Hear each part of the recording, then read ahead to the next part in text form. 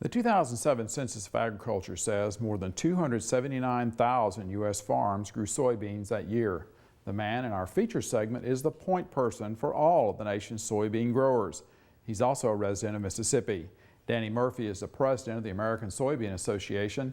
Murphy says there are a lot of challenges facing U.S. farmers, including old locks on the Mississippi River and a world that's in need of an astounding amount of food.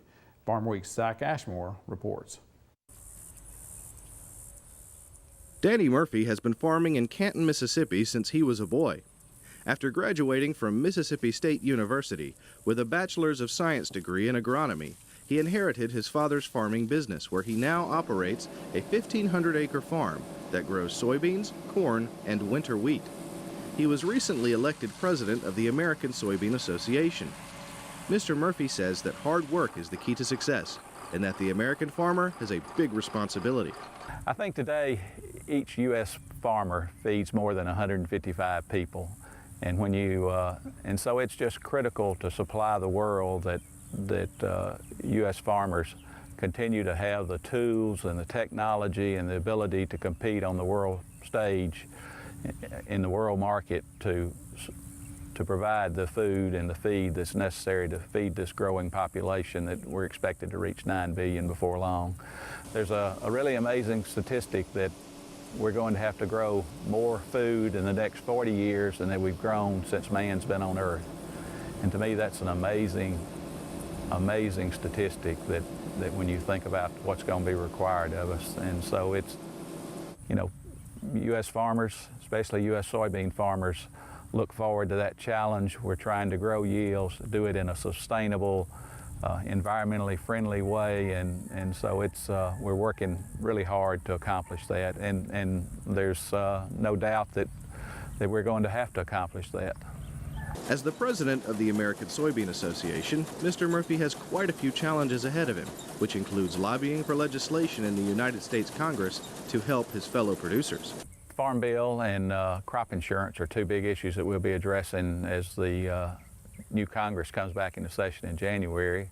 Other issue that really needs to be addressed is infrastructure, especially our locks and dams on the Mississippi River and Ohio River. Some of those dams and locks are 50 years old and already many years past their design life expectancy, and so we need to figure out a way to get that funded and get those rebuilt so that we can continue to be the leading agricultural exporter.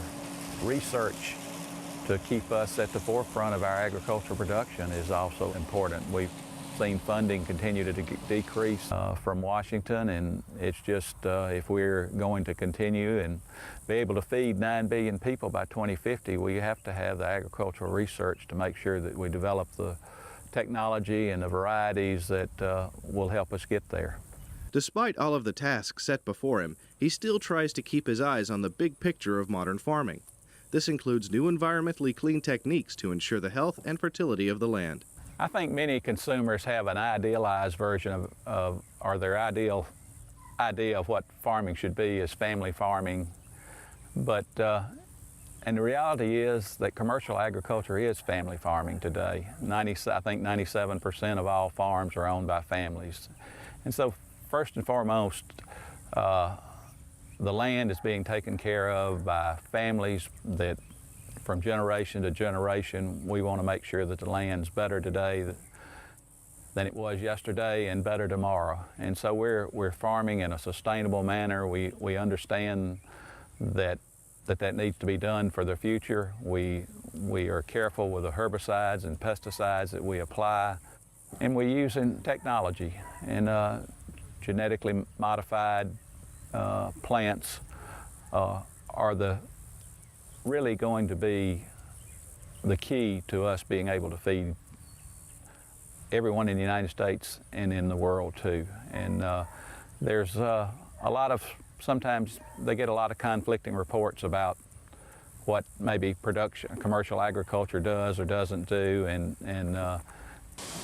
or what genetically modified crops might, if they're really safe. And we need to understand that we are working hard to make sure that we do produce safe, wholesome food that meets their needs and do it in a really environmentally responsible, sustainable way. With his many years of experience, Mr. Murphy is a prime example of a Mississippi farmer who has gained success and attempts to use that success to aid his fellow producers. From Canton, Mississippi, I'm Zach Ashmore reporting. And you can watch this profile again on Danny Murphy on our Farmweek website, Facebook page, or YouTube. And if you want to, give our Facebook page a try and like us, and we promise not to fill up your Facebook page. One thing I might mention is that, you know, Mississippi is not a major player in terms of soybean acreage, but we have had 6 presidents now from Mississippi have been president of the American Soybean Association. So when it comes to having influence on soybean policy, Mississippi is definitely there.